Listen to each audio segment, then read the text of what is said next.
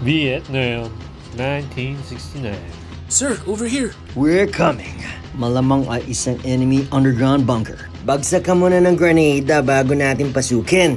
At pagkatapos, pinasok na ito ng mga sundalo. Sir, wala naman palang Vietcong dito.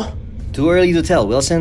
Saliksikin pa natin. Ganoon nga ang kanilang ginawa. Sir, ito yata ang command post. At yun ang isa.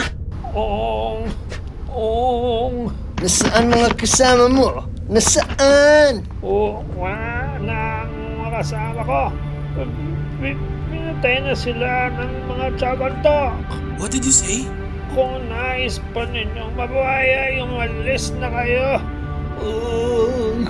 Si Lieutenant Gray ay nakakaintindi ng Vietnamese language kaya Sir, anong Chow Gontok? Mga nabuhay na mga bangkay na ayon sa kanilang paniniwala ay humingi ng katarungan. Ano yun? Hindi ako pabor sa sinabi ng Vietcong na yan, sir. Baka patibong lang nila ito. Sir, dinouble check ko ang mapa natin.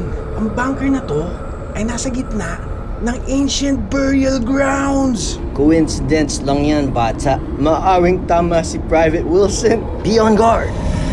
nakakalayo na sila sa paglalakad sa loob ng bunker na.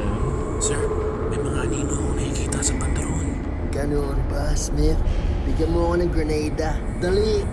Ganoon na lang ang gulat ni Lieutenant Gray dahil Abat! Smith! Jones! Cusack!